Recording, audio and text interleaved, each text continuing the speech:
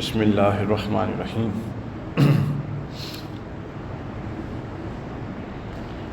ہمارا ہفتہ وار درس جمعہ، جس میں واقعہ کربلا کے تناظر میں ہم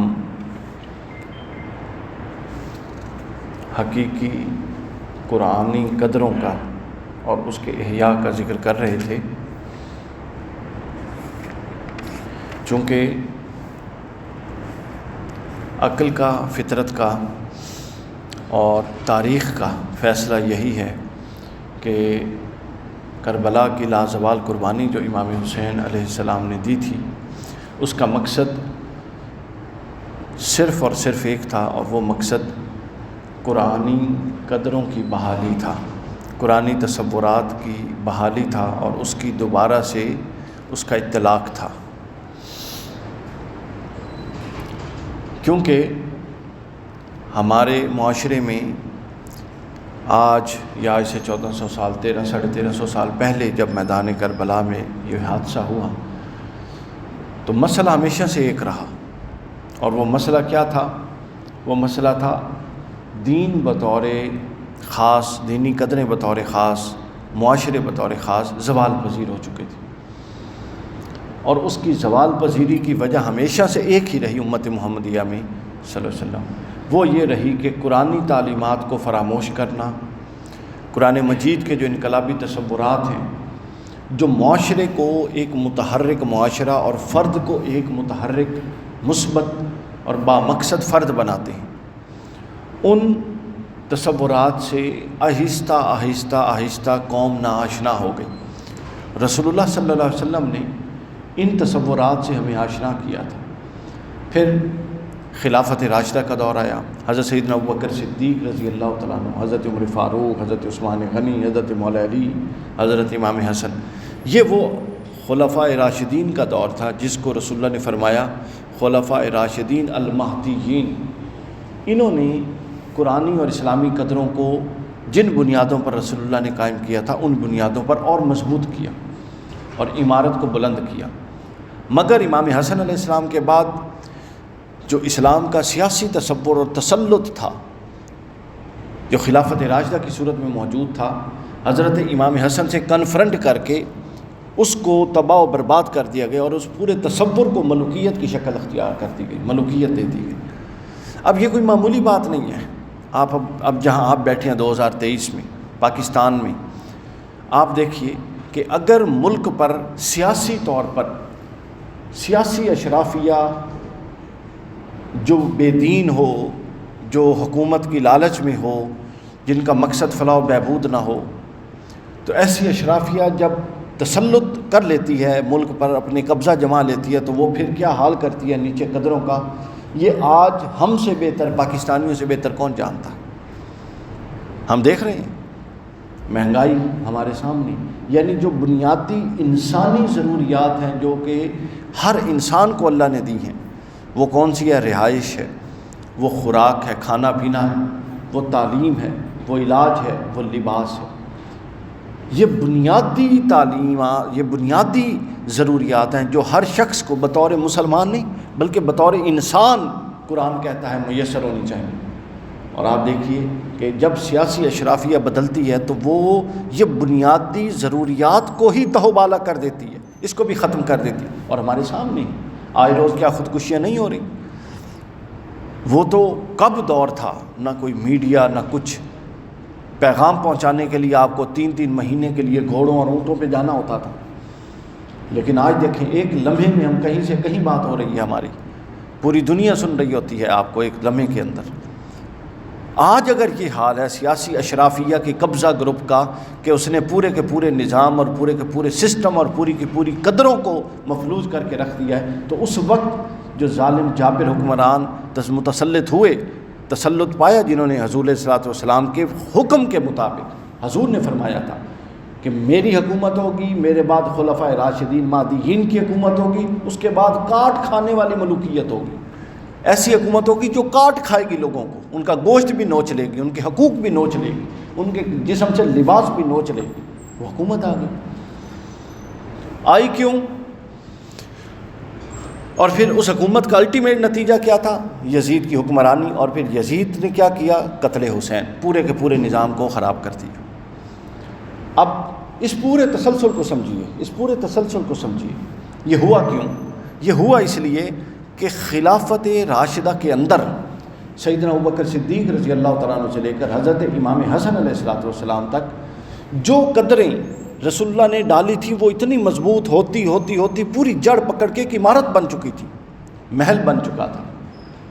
مگر امام حسن کے بعد جب حکومت سیاست سے ملوکیت میں منتقل ہوتی ہے تو وہی سیاسی قدریں اور سیاسی جو قدریں ہیں جس پر یہ پوری عمارت کھڑی تھی اس کی بنیادوں کو ہلانا شروع کر دیا۔ بدعات آ گئیں، نفس پرستی آ گئی، پسند کے گورنر آ گئے، جس تو آج کا پسند کے ڈی سی آ گئے، پسند کے کمشنر آ گئے، انصاف نہ رہا، بے انصافی ہو گئی۔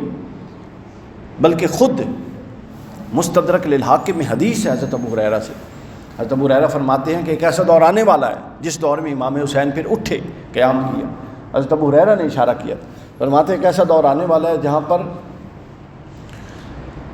جہاں پر جو زکوٰۃ ہوگی اس کو مال غنیمت سمجھا جائے گا۔ مالی کرپشن کی طرف اشارہ تھا کہ آج ہم مالی کرپشن کا شکار نہیں ہیں۔ فرماتے ہیں کہ ایسا دور آنے والا ہے کہ جس میں انصاف نہیں ہوگا، نا انصافی ہوگی، جس میں گواہی فرد کو دیکھ کر دی جائے گی۔ اگر اگلا شخص مضبوط اور مالدار ہے تو گواہی اس کے حق میں دی جائے گی، یہ حدیث کے لفظ ہیں۔ اور اگر اگلا شخص کمزور ہے تو گواہی اس کے خلاف دی جائے گی۔ کیا آج ایسا نہیں ہے ہمارے سامنے؟ ایسا ہی ہے۔ تو ہوا اس وقت کیا تھا جب حضرت معاویہ نے حکومت لی اور اس کی پوری بنیادوں کو خلافت راشدہ کی بنیادوں سے مختلف کر دیا اور بدعات کا ایک پورا واویلا آیا اور پھر آگے یزید حکمران بن گیا۔ اس میں صرف یہی ہوا تھا دوستوں کہ قرآن کی اصل قدریں اپنی پوری قوت کے ساتھ نافذ العمل نہیں رہی تھی، بس یہی فرق تھا جو کہ خلافت راشدہ میں نہیں۔ اور پھر بعد میں یزید مر گیا، اس کے بعد اس کا بیٹا، پھر چلتے حضرت عمر بن عبدالعزیز رضی اللہ تعالیٰ خلیفہ راشد ان کو کہا جاتا ہے، عمر ثانی، وہ جب آئے تو انہوں نے پھر قرآن کی ان قدروں کو اپنی جگہ پر کھڑا کر کے رکھ دیا۔ تو جب یہ افراد نے، یہ قدریں موجود ہیں قرآن کی، افراد نے ان کو نافذ کرنا ہوتا ہے، اور افراد ہی نے، جو افراد اپنے نفس کے جھانسے میں نہیں آتے وہ ان کو نافذ کر دیتے ہیں، اور جو اپنی نفس اور دنیا کے جھانسے میں آ جاتے ہیں وہ پھر دنیا کو خدا بنا لیتے ہیں اور ہر شے بنا لیتے ہیں۔ تو یہی وجہ ہے کہ جب ہم پھنستے ہیں، زوال پذیر ہوتے ہیں، تو اپنے دکھوں کا علاج لیفٹ رائٹ سے دیکھتے ہیں۔ وہ لیفٹ رائٹ نہیں، ہمارے دکھوں کا علاج اور نسخہ کیمیا اللہ نے بتا دیا ہے، وہ ہے قرآن مجید، قرآنی تصورات، جو قرآنی قدریں ہیں ان کا نفاذ۔ اس کے علاوہ کبھی امت مسلمہ عروج نہیں پا سکتی۔ اب جب قرآن مجید پہ آتے ہیں تو قرآن کی پوری دعوت کا مدار پتہ کس پر ہے؟ توحید پر ہے۔ پوری قرآن کی دعوت عقیدہ توحید اور تصور توحید پر کھڑی ہے، گویا کہ کھڑی ہے۔ یعنی جب آپ مسلمان ہوتے ہیں، یہ عہد ہے، وعدہ ہے، آپ نکاح نامے پر سائن کرتے ہیں، یہ ایک عہد ہے، کانٹریکٹ ہے، وعدہ ہے۔ آپ کلمہ طیبہ پڑھتے ہیں، مسلمان ہوتے ہیں، تو یہ ایک وعدہ ہے اللہ سے۔ وعدہ کیا ہے وہ سمجھیے، وہ وعدہ یہ ہے کہ اللہ، اب میں نے چونکہ یہ اقرار کر دیا ہے کہ لا الہ الا اللہ، اب سے تو اکیلا میرا رب ہے، تیرے سوا کوئی میرا الہ نہیں، تیرے سوا میں کسی کے آگے نہیں جھکوں گا، تیرے سوا میں کسی کو شریک نہیں بناؤں گا، کوئی شریک نہیں، تیرے سوا ہر ایک کی للہیت، الہیت اور ربوبیت سے میں منکر ہوتا ہوں، اور اسی کی عبادت، تیری ہی عبادت اختیار کرتا ہوں، اور تیرے سوا کسی کی عبادت نہیں کرتا، اور اپنے دین کو، اپنے رجحانات کو، اپنے میلانات کو، اپنی محبتوں کو تیرے لیے خاص کرتا ہوں، تیرے لیے خاص کرتا ہوں۔ پورے قرآن مجید پر اگر آپ بار بار غور کریں تو پورے قرآن مجید کا جو خلاصہ ہے وہ دو تین چیزوں میں۔ پہلی چیز ہے اللہ ہم سب کا رب اور مالک ہے۔ دوسرا، ربوبیت اللہ کے علاوہ کسی اور کی نہیں ہے۔ آپ پوچھیں گے کہ جب ہم نے کہہ دیا اللہ مالک ہے تو پھر اس کی منفی پہلو سے اس کی امپلیمنٹیشن یا اس کو ڈیمونسٹریٹ کرنا اور اس کو ری انفورسمنٹ اس کی منفی پہلو سے کیوں ضروری ہے؟ ضروری ہے چونکہ کلمہ طیبہ میں بھی منفی پہلو پہلے ایکنالج کروایا جاتا ہے ہم سے کہ کہو لا الہ الا اللہ. کوئی اور جب نہیں مانو گے تو پھر اللہ کو ماننا یقینی ہوگا. تو اللہ کو وہ ماننا کہ اس کے ساتھ کئی اوروں کو رب مانا جائے، اللہ فرماتا ہے وہ مجھے نہ ماننا یا ماننا برابر ہے. تو ہمارے ساتھ یہی ظلم ہوا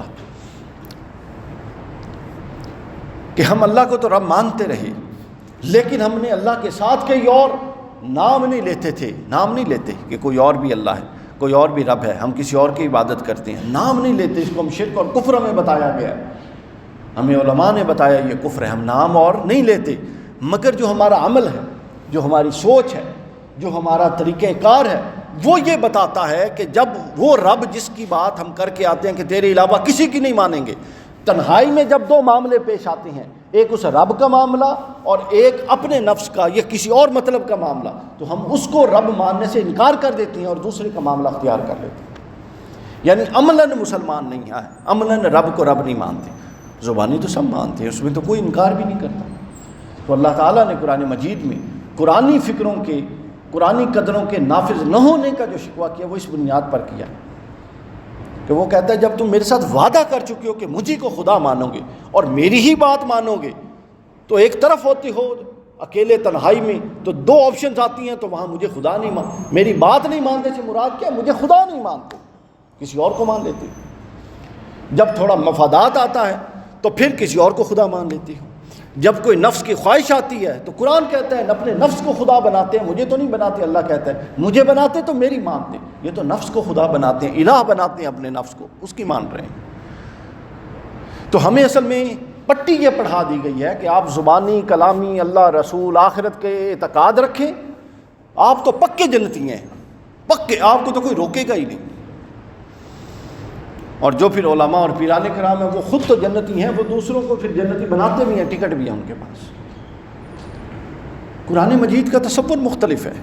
اور پھر اصل مرنا یہ ہے کہ ہم میں سے کتنے ہیں جو سال میں ایک دو دفعہ قرآن کو ترجمے سے پڑھتے ہی نہیں ہیں، پتہ ہی نہیں ہے قرآن کیا کہتے ہیں. ابھی کچھ عرصہ پہلے کلپ کسی نے میرے خلاف چڑھایا تھا، وہ کہتے ہیں یہ کہتا ہے جی قرآن پڑھیں، ڈاکٹر صاحب یہ کہتا ہے قرآن پڑھیں، جبکہ قرآن تو یہ کہتا ہے یضل بہ کثیرا ویہدی بہ کثیرا، کہ وہ کسی کو ہدایت دیتا ہے، کسی کو گمراہ کرتا ہے. آپ اندازہ کر لیں کہ جس قوم میں ایسے لوگ پروان چڑھ رہے ہوں جو یہ تصور رکھتی ہوں کہ اللہ کی کتاب اور کتاب ہدایت ہے، ھدی للمتقین، ھدی للناس ہے جو کتاب، اور ایک عام طالب علم ہدایت کے لیے اللہ کا کلام پڑھ رہا ہو، وہ اس کو گمراہ کر دے گا. حیرت ہے. اور وہ ثابت حضرت کیا کرنا، ثابت یہ کرنا چاہ رہے تھے کہ آپ لازمی کسی پیر صاحب یا کسی بزرگ یا کسی کے زیر سایہ آ کے پڑھیں. زیر سایہ آ کے پڑھیں، اس میں تو بات ہی کوئی دوسری نہیں ہے، تو اور خیر بڑھ جائے گی. ٹھیک ہے، لیکن قرآن تو جس طرح رسول اللہ صلی اللہ علیہ وسلم پر نازل ہوا، رسول اللہ نے ہم میں سے ہر ایک تک پہنچایا، وہ تو مجھ پہ بھی نازل ہوا اور آپ پہ بھی نازل ہوا. تو خلاصہ یہ ہے کہ قرآنی قدروں کا جو تماشا، عملاً تماشا ہم نے بنایا ہوا ہے. چونکہ یہ نفاذ سے متعلق، قرآن کہتا ہے مثلا جھوٹ نہ بولو. قرآن یہ نہیں کہتا کہ کہو میں جھوٹ نہیں بولوں گا، میں کہتا ہوں میں جھوٹ نہیں بولتا، میں جھوٹ نہیں بولوں گا، یہ قرآن نہیں کہتا. قرآن کہتا ہے زبان سے ایک دفعہ بھی نہ کہو مگر تمہارے عمل سے کبھی جھوٹ صادر نہ ہو. قرآن کا تصور دین پورا کا پورا عمل پر مبنی ہے، اور ہمارا تصور دین پورا کا پورا قال پر مبنی ہے، زبان پر مبنی ہے، کہنے سننے پر مبنی ہے. یہ جو گیپ ہے نا، آپ پڑھیں کتاب آرتھر جیفری ہے، بہت بڑا مستشرق ہے، اسلام کے خلاف بہت زہر اگلتا ہے، مستشرق ہے. اس نے اسلام پر جو اعتراضات، اس میں یہ اعتراض کیا، وہ کہتا اگر یہ اتنا سچا دین ہوتا تو اس دین کو ماننے والے اکثر جھوٹے کیوں ہوتے ہیں؟ اور اگر یہ اتنا ہی طاقتور دین ہے تو اس دین کو اندر جو قدریں بتائی گئی ہیں اس کو ماننے والے آدھے سے زیادہ ان قدروں کے مد مخالف سمت جا رہے ہیں، تو پھر کہیں نہ کہیں تو کمی ہے. یعنی ہم نے اپنے عمل کی وجہ سے اسلام پر بھی حرف تان دراز کروا دیا. اب قرآن کو جب سمجھنا ہے، زوال کا حل صرف قرآن ہے. قرآن کو جب سمجھنا ہے تو پھر سمجھ نہیں سکتے جب تک آپ قرآن کے بنیادی تصورات کو نہ سمجھیں. اور قرآن کے بنیادی تصورات میں سب سے بڑا تصور توحید باری تعالیٰ کا ہے، دوسرا بڑا تصور دین اسلام کا ہے، تیسرا بڑا تصور عبادت ہے، جو کہ میں پچھلے 2 جمعے عبادت کے 5 مفاہیم اور میدان کربلا کے عنوان سے کر چکا ہوں، وہ میرے یوٹیوب پہ فیس بک پہ پڑھیں، اگر کوئی نہیں سن سکا تو سن لیں۔ پھر ایک اور بڑا تصور معاشرت کا ہے۔